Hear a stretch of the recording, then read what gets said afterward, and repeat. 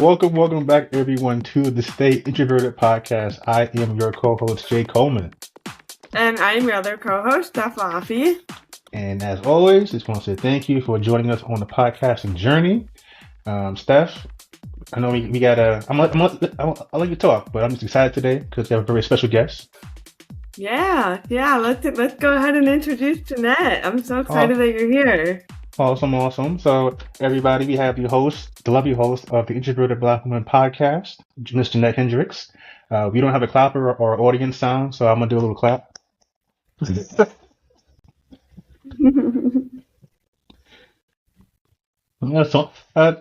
tell us a little bit about yourself and the podcast.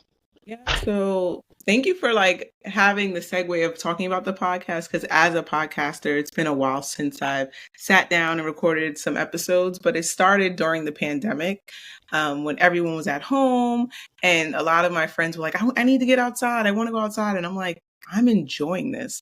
And so that's how the podcast of the Introverted Black Woman had come about, of just sharing the stories of being an introverted person and of how our creativity has come out of how we need our alone time and how we thrive, and how these misconceptions about being an introvert and just sharing those with other introverts and having them come on the show and sharing their journeys of just how they're able to thrive while being introverts.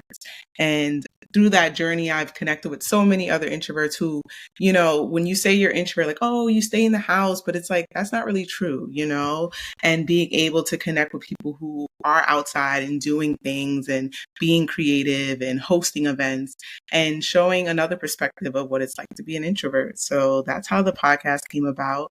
And, since then I've connected with some great people like you two. So I'm excited to be here. Thank you. We're definitely excited to have you. Yeah, I love what you said there too about so many people misunderstand what introversion even is.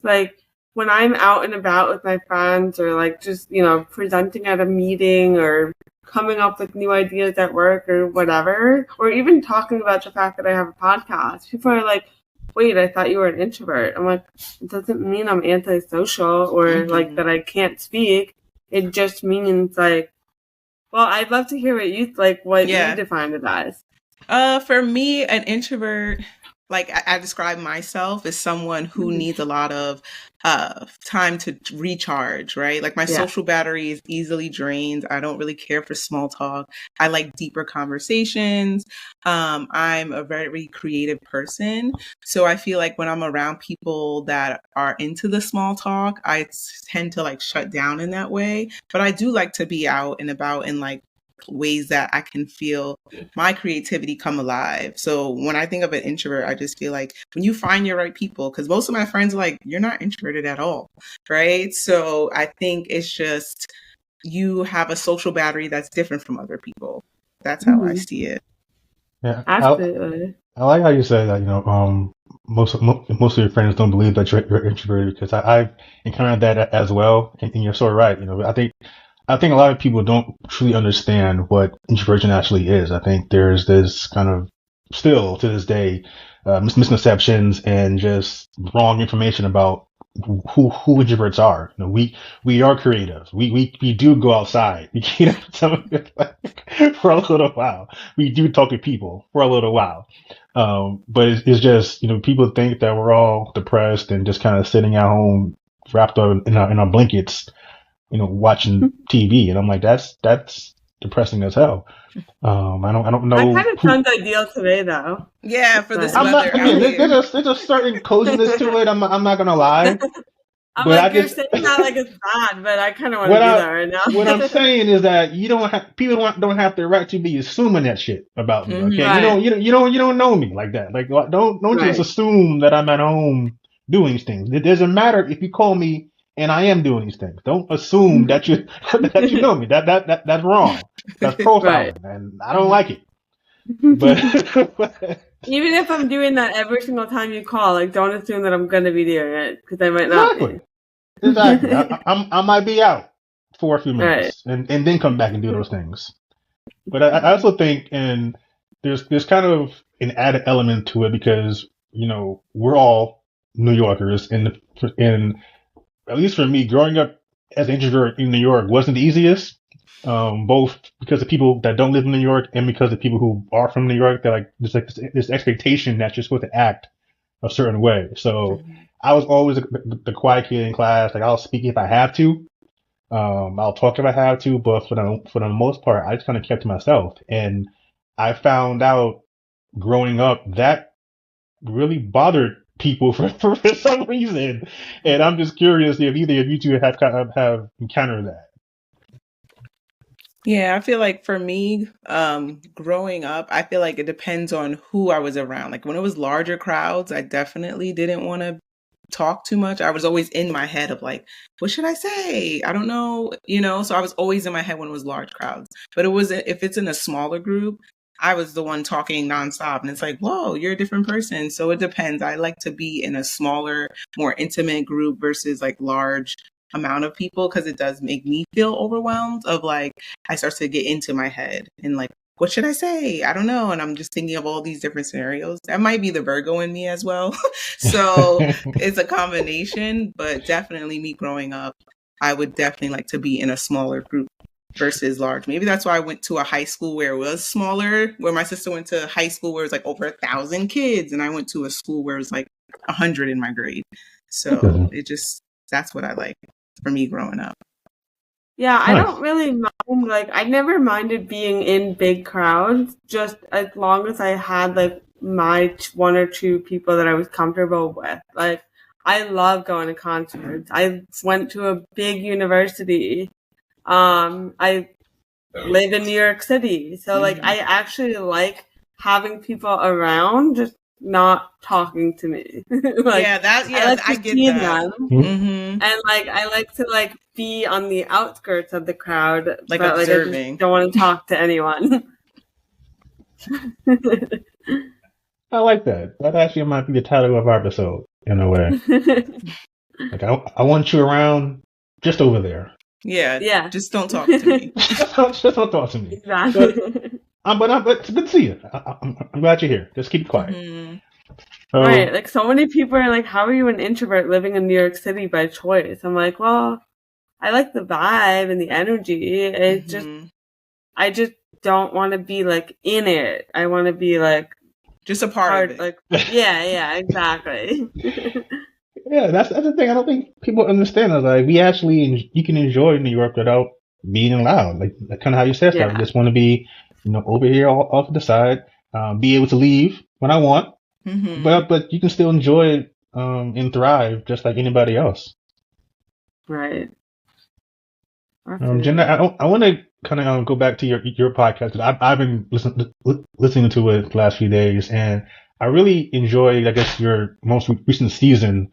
And correct me if I'm wrong, but I think the theme is about surrendering and flowing. Like that stuck out to me.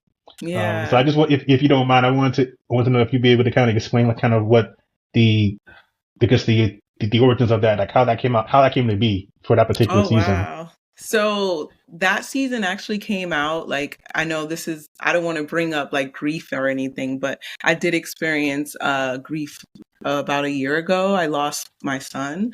So during that time, it was like, okay, what can I do? Like there was, so all I could do is surrender to what life is and then just flow. And then I was able to connect with so many people who not had just experienced grief, but just experienced anything in life of just when there's nothing else that you can do, all you could do is surrender and allow yourself to just flow. And then things start to just fall into place. And when I started doing that, I was able to just be present, find more time to be creative. Like, look, in your background, it seems like you do some art back there. And that's something that I tapped into when I was able to surrender to the things I can't control and allow myself to flow. I was able to tap into my art. I started collaborating with different artists, and now I'm going to be selling some of my artwork and doing some pop-ups. And it's just this message of like, whatever you're going through, because we're all human. We're going to experience grief at some point in our life, but allowing yourself to surrender to what is and just flow. And then things just start happening. Things start falling into place. And that's what was the theme of that season, of just like when you let yourself let go of the control, let go of the anger, or allow the anger and see what comes through. And that was what the theme was for that season. So thank you for reminding me, because I'm like, because right now it's like, even in this moment, like allowing yourself to surrender to what it is. That's awesome. Yeah, I dabble in the arts. I'm nowhere near your level. I've seen some of your art. I'm nowhere near that. So maybe one day I will be able to flow into that level of greatness. But for now, I just trace. But the tracing, they say that we all are artists, but some of us just stop, and just we stay at that age that we stop that. But if we continue and practice, watch some YouTube videos, you could build that muscle, and you can create that art, because that doesn't look, I mean, even if you trace it, you still painted it and it's your colors and all of that. So I appreciate that. Mm-hmm. No, I do. I was just trying to make my little content corner because I was seeing them online. I'm like, I gotta make me a content corner, because the only thing I had on my wall was like my whiteboard for my business, and I'm like, I don't want people looking at like next year's Q4 goals. Yeah. I think I was on there for like 2 episodes. I'm like, I need something different. So it's also so cliche to have like a Q4 goal to like behind you. Like, yeah, but that's just how it was. Like I need to put all my goals up on the wall. I got 2 boards over here. I need something that's not just solely for business. But you're so correct in that, sometimes you just have to surrender and flow. And I think for introverts, that I think that's definitely true. Steph, you can definitely want to know how you feel about this, but for me, I've always found that when I try to force, I guess, something to happen, or really focus on something to happen, it doesn't go that way, or it turns out the exact opposite. And I also look back and see that there was a point in time where you knew it was going to fail, but that you just kept pushing. And I found that when I just say, you know what, I'm gonna let it happen. I'm gonna just, I'm not gonna force anything. Things turn out reasonably well. So I'm curious, Steph, if that's kind of ever happened to you. Yeah, I mean, I've definitely gone through periods of grief, of sadness, I don't really know if I would classify it as like a depression per se, because, I've never really seen a doctor or anything for it. But I've definitely been in like very low states. And I think that the only thing, like you're saying, Jeanette, that really got me through that hump and through that experience was when I finally let go of trying to control it, and like let go of this idea that like if I just do this, things will get better, or if I just change my thoughts, like I'll be able to feel better. And it doesn't work that way. Like you can't. Your emotions flow through you, and like I think that the more that you allow that to happen and allow the experience to just be what it is, that's how you get through to the other side, rather than when you try to, I don't know, think your way through it or force your way through it. So I agree. Yeah, like Steph, how you said, like, just like go through it. Sometimes we try to like avoid certain emotions because it's so hard, but like feeling those emotions, because then you're going to suppress it, and then that's going to come out in some other way. So just allowing it to just flow through you. And that's correct. And it can definitely be hard. Just not even just, allowing your emotions to flow, but actually acknowledging that you have these particular emotions, whatever they are. It can definitely be challenging. For me, just speaking for myself, sometimes it's you don't want to acknowledge an emotion because you feel that it's negative or a show of weakness, but keeping it inside doesn't do any good. Doesn't go anywhere.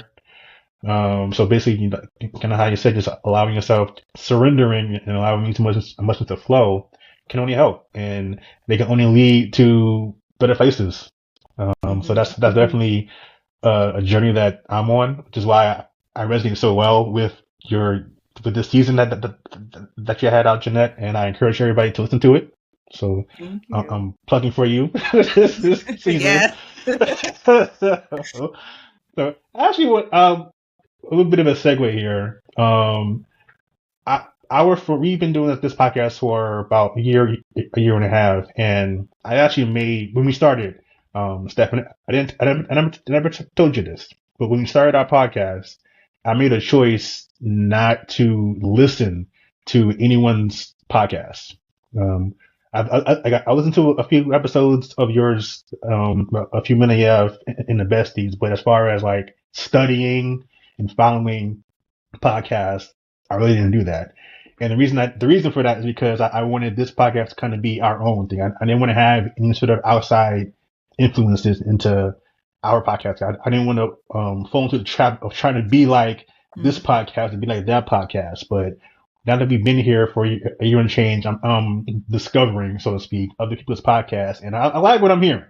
And I guess because we've established who we are and how we flow, it's easier to just be a fan of other people's podcasts. And Jeanette's podcast is definitely one of those. I've listened to hers before we started, but it's been fun kind of getting back into her particular podcast. So that's kind of been a part of my podcasting journey. I'm curious if you've had similar or different kind of journeys in your own podcasting lives. For me, I feel like I would listen to other podcasts to kind of get like, oh wow, I didn't know I could do that, and not just comparing, but just getting and being inspired. And listening to others to see like, wow, what I'm doing is like fine, and you don't have to be like anyone. Like just like you said, it's just allowing yourself to just show up and do like how you said. There was no script here. We're just gonna let it flow, and we're gonna do. And it's going to be a conversation. So I think there is no right way to have a podcast, right? I think it's just you coming up with the idea and then just showing up and sharing your perspective, sharing your voice. And I think that's what was my intention of the podcast, because the first season, it was literally just me. And then I was like, oh, wait, I can have other people on. So then the next season, then I started having guests, and then it was able to have other perspectives instead of just mine. So you can always switch and change it. There's no way to do it. There's no right way. It's your way. Yeah, I like that. No right way to start with. I like that. Yeah, I mean, for me, I go in like phases. So like before we decided to start this podcast, I was like, I'm kind of an extremist with things. So like when I really like something, I'm crazy with it. So there was a while where I was listening to podcasts all day, every day. Like other people's podcasts. And then there was a little period like right after we started where I was listening to independent and smaller podcasts, like from people that I had actually spoken to before or connected with. And that was actually a lot of fun. I felt like that was a much healthier way of listening to podcasts, as opposed to just like only listening to and binging the big ones. I felt like I was actually getting some insight from people that I actually talked to. I haven't been great with listening to other podcasts over the last couple of months just because I've been super busy. But I do want to get back into like listening to some of the smaller ones. Because I don't really listen to them to like get ideas on how to run ours or how to create ours. It's more, I like to listen to other people's podcasts because it makes me feel like less alone in the things that I'm feeling and experiencing. Like it's so cool that like if you listen to an hour of somebody else's story, even if the details are totally different, like a lot of the feelings that they're describing and the things that they're observing, like if you zoom out a little bit, are probably similar to what you're experiencing. So it's kind of a nice little peek into somebody else's world. So for me, it's the same as like reading. I don't know if that answered your question. Definitely. I was just rambling. I was like, I hope this is making sense. It makes total sense. No, I think you're right. listening to, it's something that I found out that, yeah, listening to other people's podcasts does make you feel like there is at least one other person out there who understands what you're going through. Not only that, but they're able to maybe articulate it in a way that you just couldn't or haven't been able to in a while. So it's definitely been cool listening to other people's podcasts. I'm kind of binging different introvert podcasts. They're definitely more than I thought were out there, which is good. And not just introversion, but just different the breadth of types of introverts out there, and just how you have introverted lawyers, introverted educators, introverted artists. So and just getting a peek at how people are introverts through different lenses, kind of how we're trying to do with our platform. So it's definitely been fun to listen to these different podcasts. I do listen to a few, I guess, quote unquote, larger ones, but that's mainly for business purposes. But it's definitely been fun hearing what other folks have to say. I don't think I would have done that had we not started our podcast. I just couldn't sit still long enough to listen to hear podcasts before we started our journey. So it's definitely been a cool change of pace.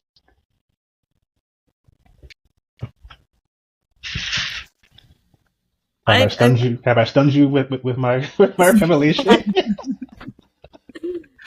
No, I was just sometimes I just need like a second to process. Okay. Yeah. So I was like, I'm not an extrovert here where I'm just able to like respond. Okay. Mm-hmm.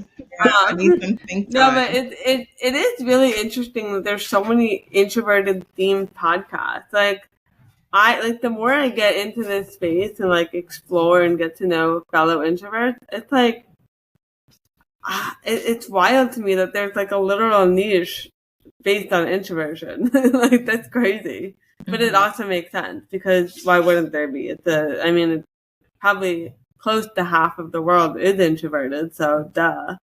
But like before I met you, Jay, actually, just only a little bit before I met you, Jay, I like started exploring this introverted niche, and it blew my mind that it was a thing.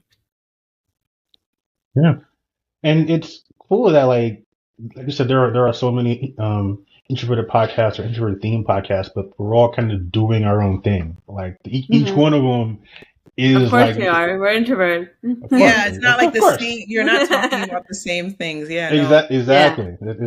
Everyone's just in their own lane and they're all fire. I haven't heard one that sucks. like, which also means that introverts are fire. I don't know about some of you other podcasts out there, but yes, that was a shot.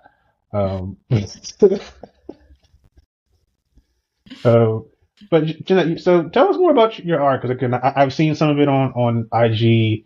Again, it's fascinating to me. Like I said before, I hope to get to that level of talent. But can you go into kind of how you progressed in your art to the point where you're able to sell?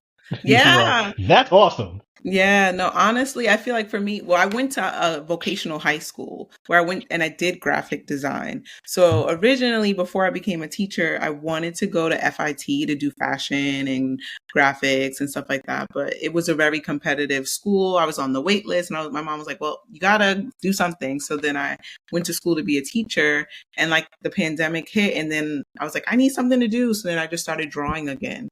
And you never realize, like, once you know how to do something, it's always going to be with you. So then I just started sketching again. I started doing portraits because growing up, that I would draw a lot, and I started doing it again. I would do collage. So I love, like, I get a whole bunch of magazines that I have. Start doing collage. I'm very inspired by African art, so I do a lot of patterns with African kente cloth, and I do it with bright colors because I love colors. And I'm just inspired by like Black women, because growing up and, a lot of picture books and stories that I've seen, you wouldn't see girls with their fros, like I grew up, my natural hair, my mom was like, nope, you need to relax it. You need to have, the straight hair. So now I'm wearing my afro more. And just, that's what my art has been, like a lot of women with their afros, and you have flowers coming out of it and, connecting it to the earth. So a lot of my art is inspired by earth, like just flowers and trees and just connecting it to the Black woman. So Nice. that's where my inspiration comes from. Awesome. So do you have any current pop-ups coming up? Oh, I actually have one coming up. I think it's I don't know the exact date, but it's in November 2nd. And, I've been going around the city, and I've been seeing a lot of other different like art installations. So I've been applying for those, because like realizing I grew up in New York my whole life, and I'm like, this is like, you can sell art anywhere. So just putting myself out there and just going to events where I'm meeting other artists, and, hopefully that will lead to more opportunities. Nice. So I'm excited. Yeah, you can pretty much sell anything in New York. I don't know if that's not always a good thing, but you can definitely sell. If you have a dream and a product, you can get it done in New York. Yeah. Yeah. That's awesome.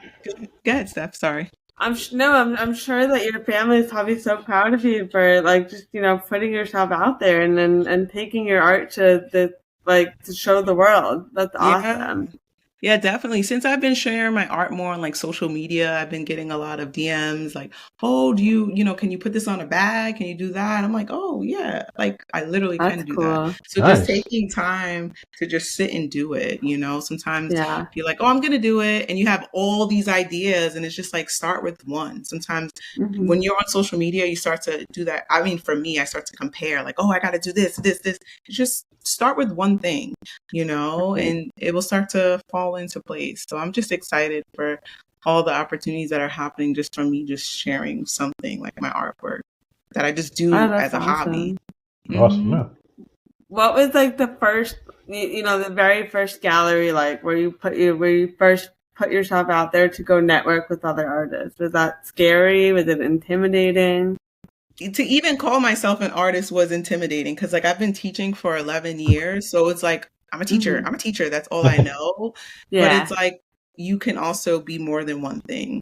And I hope someone who's listening can understand that, like, you may have your career, but you also have other things that you can be. You can be a multifaceted person. So like allowing myself to step in this chapter and say, yes, I am an artist.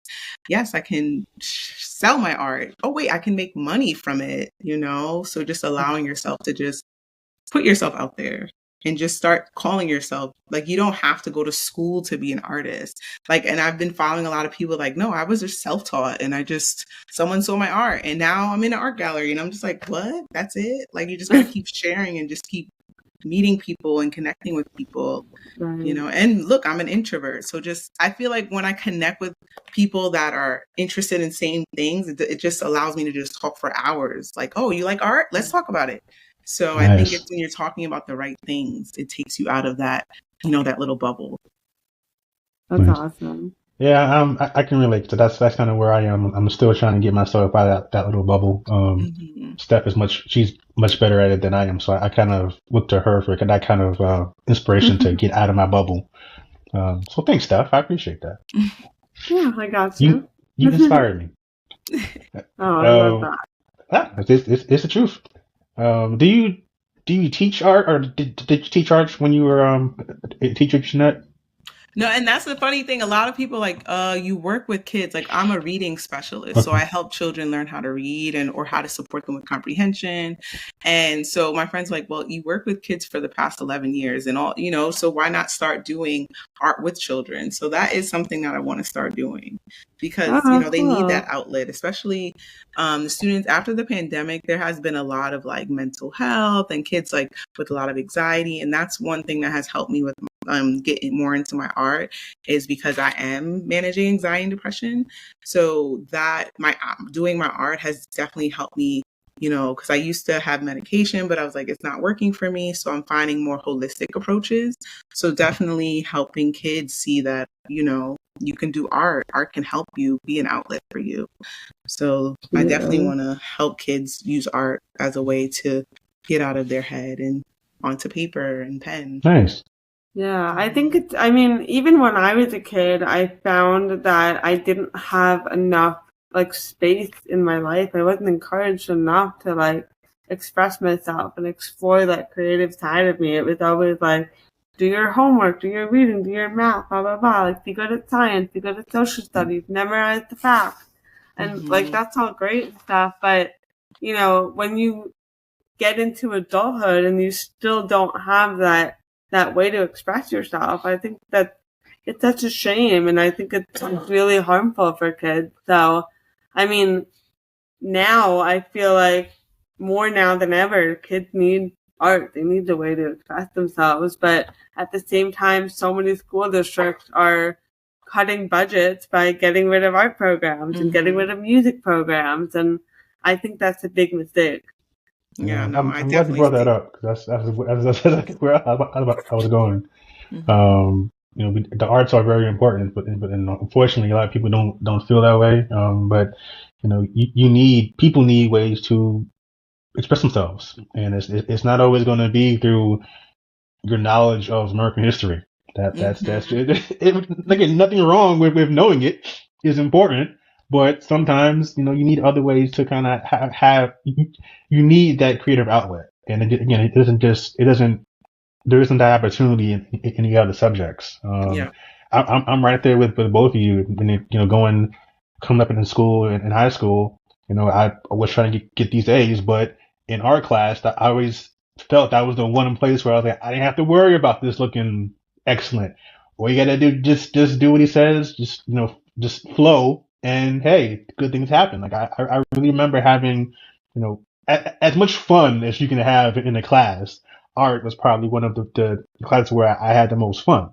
And you're right, we definitely need to bring back and support the arts, because it's very important. And one thing I've learned is that, you know, art can take many forms. It's not just illustrations or drawings. For the longest time, I didn't believe I was creative because I was introverted or shy sometimes, but here I am creating shirts. I'm able to take what I think, and I'm able to take words and sayings and make a design. And hey, some people like them and want to buy them. Great. So it's just like, but you know, having that space to actually say, hey, you know, I am creative in this way. Let me follow this. Whether it's shirts, whether it's painting, whether it's any form of art, I think we really need, and we definitely need to support that. Hopefully we can kind of get back to that, where you have, you know, more creative centric or creativity focused learning in school, because that would definitely be awesome. Yeah, I know for me, I try to incorporate as much as possible. Like if my students are done early, I'm like, turn the paper over, sketch away. And it's usually the students that are, the ones that are disruptive, the ones that can't sit still. They're the ones that are the most creative, I noticed, and just giving them that time to have that outlet. Because once they have something to draw with, they're sitting there. I'm like, well, look, it's because they didn't have time to be creative. Right. They needed something to focus on. Yeah. You are so right. Cause I remember those same kids who, you know, if you told them not to draw, if you took, you know, their paper away, they had nothing to do. But that energy didn't go anywhere. So they just be, you know, yelling and scrubbing in class. But, you know, they finished their work early, and they're drawing some of the most just ingenious things. Like I'm thinking back of like some of my classmates would just draw like logos, and you know, they draw like Bugs Bunny from memory, wearing like a denim shirt and a t-shirt. It's like just the creativity is off the charts, and it's really that young. Like, I mean, this is high school, 8th grade, 5th grade, you know, first grade kids are just drawing what they think, and it's really good. If you actually take the time to appreciate what they're doing, as opposed to just trying to get them to focus. Supposed to be doing that. You're not supposed exactly. You know, it's like, well, is he bothering anybody? You know, is he pulling Steph's hair at this point in time? No, he's actually drawing something. But now that you said no, he's gonna pull Steph's hair. And Yeah. Why my hair? I don't know. Get off I my don't know. hair. I don't. No, that's interesting. I'm definitely, because my mom's a first grade teacher, and she's getting towards the end of her teaching career, but she's always like, oh my God, these kids, I'm just exhausted. Like, I can't deal with the disruptiveness. And, that's an interesting point. Maybe I just say to her, why don't you just have them doodle for a little bit? Maybe that'll help them settle down. Yeah, like a quiet time, 5 minutes of just creativity. Here's some paper, make some origamis if you can't draw, because there'll be some kids, I can't draw. Yeah. All right, well, here, make some shapes. Do something with your hands. Do something with this piece of paper. I don't care what it is. Mm-hmm. That's a good idea. We need to bring back coloring books. Yeah. I think it was first or second grade. Like one of my teachers would actually have coloring books for the people who finished early. And it just kept us quiet while everybody was finishing their lessons. So I mean that's something that can be done. I actually miss coloring books. I need a coloring book. So. They have the adult ones where it's so tiny. It'll be there all day, all day. I need that in my life. I'm gonna go search for that as soon as this episode is over. Yeah, adult coloring book. You'll see, and it's like, whoa. It's a good one. It's like really therapeutic. Okay. Now, when we say adult, is it just like for adults, or is it like the content is adult? No. All right, just really sure. It's just because like it's so tiny, like how you have to color it in. Where a child, they'll just be like, whatever, I'm just gonna. Fair enough. All right, just making sure. I just want to know if where I need to go for this. No. It's definitely gonna be like landscape photos and stuff like that.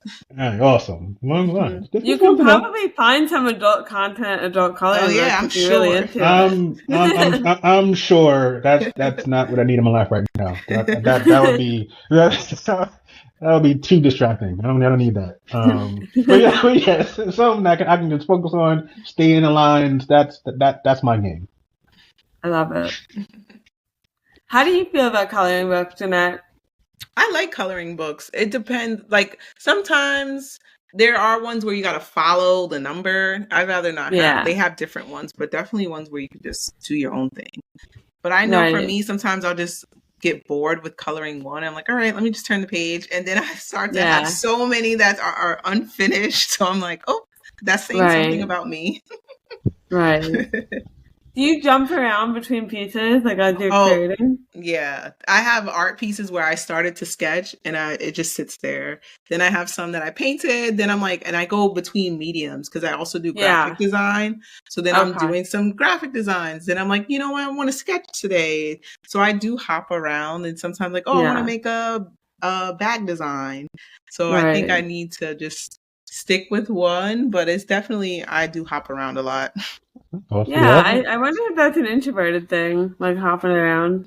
I think it is, and this is one of those things where, in my opinion, like there's that overlap that we have with introversion and ADHD, and then like why people don't really understand either one of them, because I don't have ADHD, but I'm right there with you. Sometimes I can be linear and just start with number 1, go all the way through 5, 6, 7, 8. Sometimes I start at the end because that's just where the spirit takes me, and I work my way backwards. That's how I used to write my reports. I start at the end and go and work backwards. But I think it's more of what works for us. Like sometimes all of our energy or our focus is more towards the back, and it's like I don't want to waste time building all these things here when I know it's going to end up like this, or I know that this design or this paper or whatever, it's supposed to say this or look like this. So let me just put this here and then kind of build backwards so that it ends up there eventually. I think it is very much an introvert thing. We're just trying to manage our energy. Yeah. Like why am I going to waste my energy at the beginning just because society says you have to start at the beginning? Maybe I don't want to start at the beginning. Why can't I start in the middle? I don't have a start, sir. I have an end. And it's awesome, damn it. So Yeah. I'm going to start there and go backwards. And you know what? I might actually start at the end and jump to the beginning and go to the middle. And that's just, and Absolutely. it'll look I fly. do that too. Even with work projects, like I will just jump around, and I like to have a couple going at all times. But sometimes, for a couple of days straight, I'm like uber focused on a project, and then like Thursday of that week, Thursday afternoon of that week, my brain shuts down, can't work on that anymore. I have to go to a different project.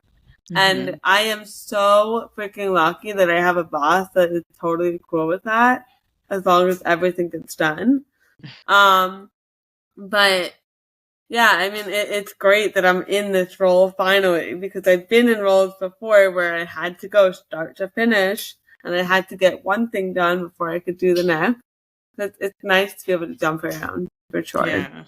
And I feel like I'm like that also, where the jumping around is because I can do it with my art. Yeah. Whereas when I'm exactly. teaching, it's like, you can't jump around. Right. You're going to lose your student. So I have Yeah. to be start to finish when I'm teaching. So when I'm my creative self, I'm like, oh, I could do something else. I can come back to that tomorrow. So I think because I have that freedom and I don't have deadlines, that's probably why I'm like that as well. Absolutely. And like, as long as it's an outlet and you're surrendering and going with the flow, like you want it to be something that interests you. Like, as soon as you start to get bored or like uninterested in what you're doing, then it's not really helping you. It just becomes a chore. Yeah. Definitely. And Steph, you made a good point about about having a boss that actually supports kind of how you're able to work. I think that's important as well, as having someone, even if they don't really understand why you're doing it, they at least appreciate and understand that it's your process and that it's important to you, and that the output and the work is actually it's up to their standards, and I think that's very important. I've been fortunate to have a boss, who's actually my mentor, kind of understand that I'm a quiet person and I'm laid back. He understood that I tend to start where I start, but it'll all add up in the end, and it's kind of dangerous because I do that with contracts, and that can go left very quickly. Oh, like copy paste, moving different parts around, Yeah, but it's, like for me, it's more like I'm going to start at the last section. I'm gonna knock out these last sections because they're easy and they don't really change that much. And like I'm not gonna spend an hour going through words. I mean, knock these 7 seconds out the way. Oh, by the way, I have 7 things done, and then let me get to the meat and potatoes. But that can be dangerous because you still have to have an eye on the big picture, making sure that everything lines up because it's a contract. But I had the support of my boss, and actually he asked, and I told him, like, this is just how it looks to me sometimes. And that's not all the time, but sometimes I know that I have 5 paragraphs about this section right now, and it comes later in the contract. I don't want to wait. Let me take care of it. Let me do it now. And then plus I may need someone's help for this thing at the beginning, but they're out of town. So what am I going to do? Just wait until they're back? Like, it doesn't make any sense. So, it's important for us to follow to flow and follow our own process, but I think it's equally important to have someone that understands us or tries to understand us and lets us be ourselves, knowing that in the end we're going to be doing the right thing. I think both of those things are kind of equally important. Absolutely. I actually had a conversation with my boss a couple months ago. It was like not like an official performance review, but like I was kind of like sharing where I thought my weaknesses are, like where I thought I could do better, where I thought I excelled. Like it was like almost like a self-assessment. And one of the things I said was, I really struggle to stay focused on the same thing. And I really struggle with just like being organized. And he's like, who told you that was a bad thing? I was like, I've never heard anybody say that before. Okay. He's like, I think that, you must have had a conversation somewhere along the way where somebody told you that, jumping around makes you disorganized and jumping around is a bad thing. Like, your mind is exactly the kind of mind that I need on my team, because we have so many moving parts and so many things. And like him saying that, I was like, oh, okay, maybe this isn't such a bad thing. Maybe I don't need to apologize. Maybe I could just own it. And I think that conversation really was like set me free. Sounds kind of cliche, but like it really did. You're right. I mean, just think of how many introverts, how many people like don't get that support. So now they're just like stuck doing something that either they're not passionate about, or they very well may have a way to do something more efficiently or more creatively, but they're afraid to take that step, or to kind of to step out of line. And now they're just like in a career they don't want, or they're just in a job they don't want, or worse. I think it's very important that folks have, you can't force it. You have to kind of just can't talk. Follow your heart, follow your mind, and just kind of do things the way that they turn out. And I think we're all fortunate that we've had people in our lives that support the way we think and the way we look at the world, because it can get kind of weird up here sometimes for us. But I'm definitely fortunate I know we're fortunate that we've had people in our lives that have supported us the way that we need to be the way that we need to be supported. Yeah. It's Sunday, y'all. I can't talk. I apologize. Oh my God. The only thing, I got basketball on the brain. That's why I can't talk. Yeah. It happens. It's the WNBA playoffs. I need my Liberty to win. Yes, New York. All the way. No matter where I am. It's New York always. We talked about it before the episode. I've born and raised in New York, lived in Jersey, lived in Cali. It's always going to be in New York for me. So all y'all out there can suck it. Spoken like a true New Yorker. Absolutely. Take a guy out of New York, but you can't take New York out of the guy. Never. Exactly. The only reason I don't live there is because it's too damn expensive. Yeah, that's why I left. They want 5 G's for a studio with no kitchen. Nah, I might be right behind you. Yep, it's ridiculous. It's getting out of control.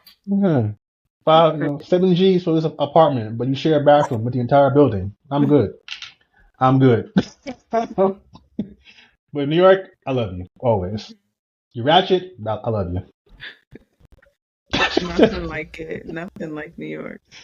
There is. I mean, okay, we're gonna have this discussion since we're on New Yorkers. Yeah. What is here?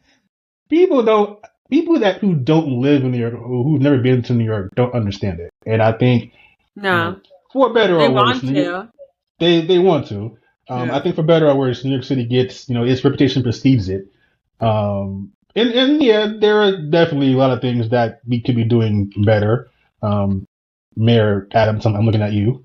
But yeah, something else. Okay, but for the most part, I think New York is kind of like, it's really like any other city. It's just a lot more people, and I think the thing that a lot of people don't really understand or appreciate, and I think if they did, they would agree.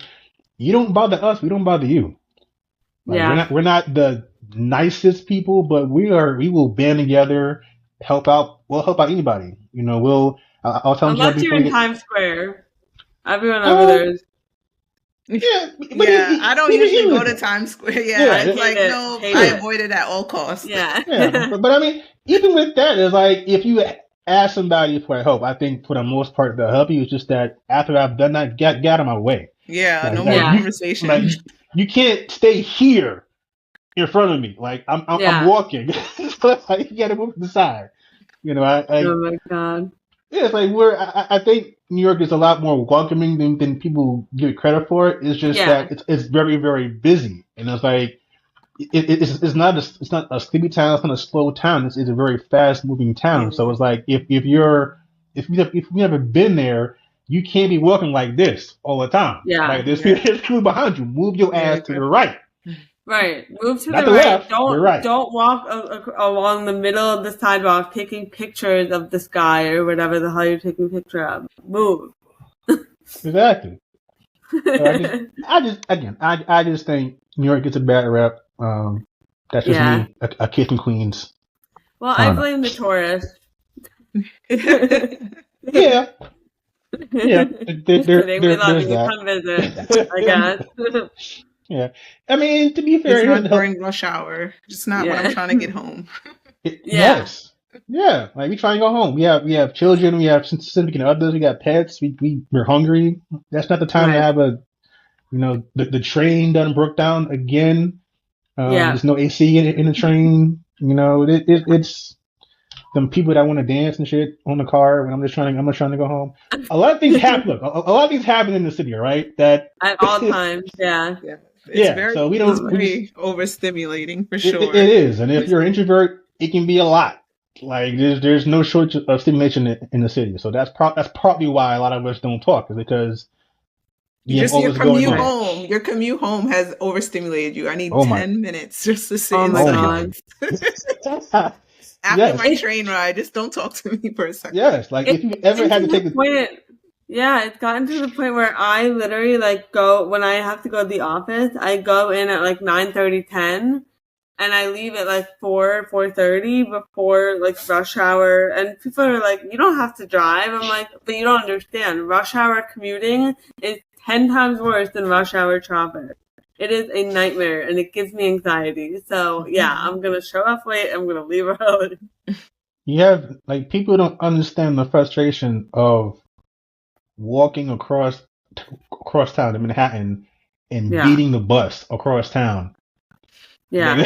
That's not supposed to happen. Like you take the bus to Right. get there faster, but you can literally walk these 12 blocks a lot faster And pass But- the bus. and pass Yeah. several buses. I'm if walking by waving, you could be out here too. yeah, exactly. If you have to take the subway home for work, that enough is enough to make you not want to talk to anybody. So Yeah. for the people that don't absolutely. like New York, I think just because you don't understand it operates a certain way, and you kind of have to get used to it. It doesn't help that some of our alumni aren't the best examples of New Yorkers, but don't let that fool you. Everybody else is all right. Yeah, the people are cool. Yes, all right. I am off my New York soapbox. Oh my God, that guy. I love my city. But the food is good. The pizza's good. The bagels are good. The Chinese food is good. Everything's good. Yes, So we have that going for us. we do. The Chinese Definitely food the is pizza. definitely, Yeah. most definitely. And I kind of want Chinese food, Chinese food right now. I do too. Yeah, no, Chinese food in New York is undefeated. When you go to other states, you're like, what is Right, yeah. And You're it's affordable. Oh, It's yeah. affordable. right. You know that ain't no way in hell I'm supposed to pay $70 for Chinese food. Right. And the smell coming out of every Chinese place is so good. It's like home. I'm talking myself into it right now. Yeah, I don't know about y'all. I'm about to get me a boneless spare rib and some pork fried rice. Nice. Y'all do what you want. I'm about to get it cracking real quick for you. So, this is a great episode, y'all. I had fun, but now I'm I'm hungry.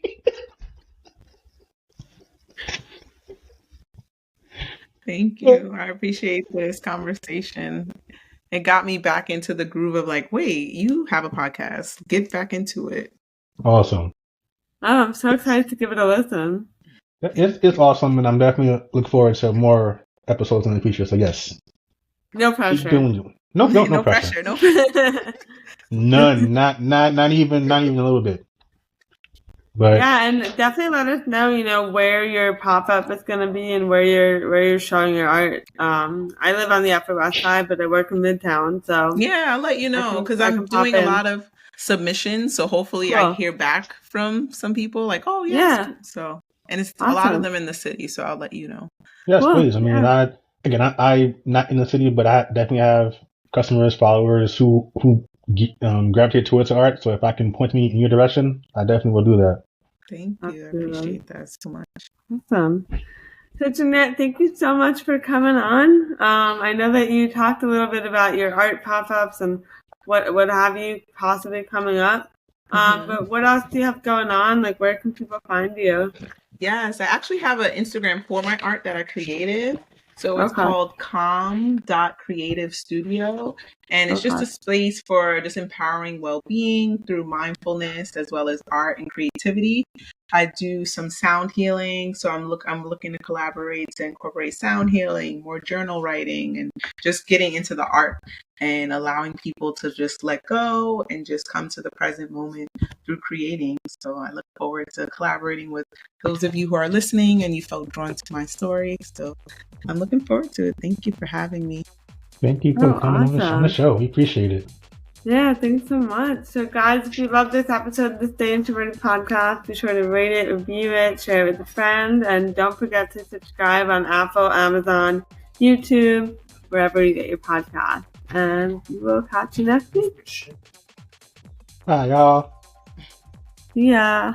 Go New York.